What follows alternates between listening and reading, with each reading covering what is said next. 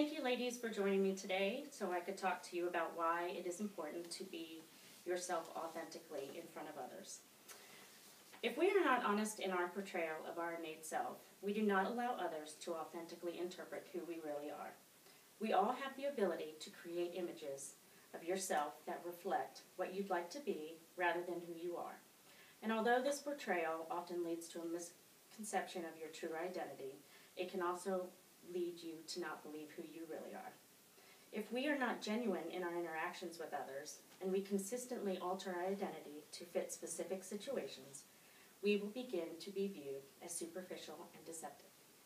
If others start to catch on to this behavior, deceitfulness, not only will this impact our relationships, it will impact the very person we are trying to be. How we interact with others is also very important in how we create our own identity. Interacting with others is a vital part of the human existence. How we communicate with others defines the meaning we wish to express in our situations. When what we say isn't truly what we mean, then we are being dishonest.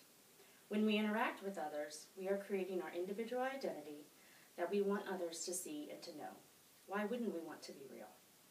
If we live our lives deceptively and purposely manipulate our communication of information, behavior, and image in order to lead another person to our false perception of us, we are not building authentic relationships and instead are creating a false sense of security with other people based on our own personal agenda. There are many different dimensions of our personalities that interact together to make us who we are. Through the dimensions of our identity, we are able to create the person we want to be socially and portray ourselves how we want to so that the things you choose to think and to say and do are all under your creative power. And once you do them, they define you to the outside world. The two main dimensions of our identity are the subscribed dimension, which is how we personally see ourselves, and the ascribed dimension, which is what others see in us.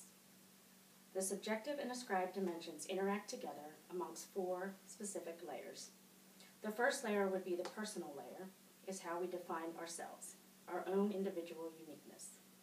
The enactment layer is our identity as we communicate through what we say and what we do. The relational layer, which is often viewed as the most complex layer, is how we attach our identity within a relationship. The relational layer also has three additional components that make up how we all relate to each other. Individuals can identify themselves with how a group sees them. For instance, if you are in a group and the group thinks you're funny, then odds are you're going to think you're funny. If a group thinks you're boring, then you may begin to think you're boring, even if you don't kind of feel like you are. Individuals can also identify themselves through their relationship. If somebody were to ask you what you are and you say, I am a mom, I am a caregiver, I am an engineer, those are identifying yourself through a relationship. And individuals can also identify themselves in a unit. One example is how the media has put together the Brangelina, Brad Pitt and Angelina, two separate people, but joined together as a unit to form the Brangelina. In order to reflect who we really are as human beings, it's important that we are transparent in our communication and actions. Sidney Girard, author of The Transparent Self, Disclosing Man to Himself and Healthy Personality, believed that when we are our authentic being, we are being oneself, honestly in one's relationship with his fellows. When we are transparent in our identities, we have a greater impact on our relationships with others. We allow people to see us for who we are, and we allow the ability to create an open exchange for communication. It is important that we are real, honest, and not afraid of others to see and know the real us.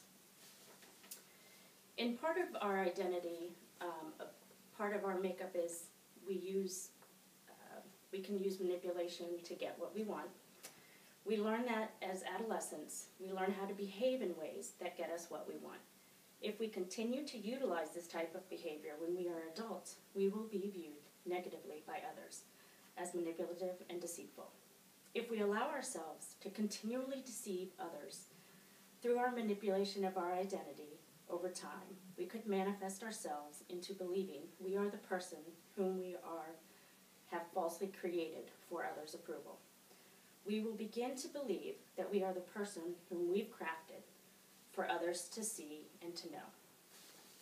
Another important part of our identity is being accepted by others. And in order to begin to have real relationships and genuine respect for individual differences, we need to shift our perspectives so that our life will begin reflecting our strengths rather than our weakness. We must be able to begin to accept ourselves for who we are. We must not look to others to fill our sense of self and define who we are. We must begin to look at our own thoughts as valuable attributes and innate qualities that we were pre-designed by God with.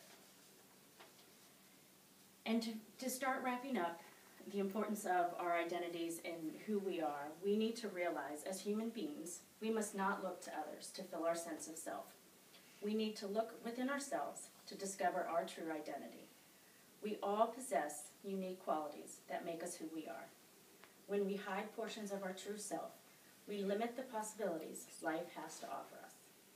In order to create these authentic relationships with others, we must be willing to let others know who we really are as God designed us to be. If we cannot be honest with ourselves, who else can we be honest with?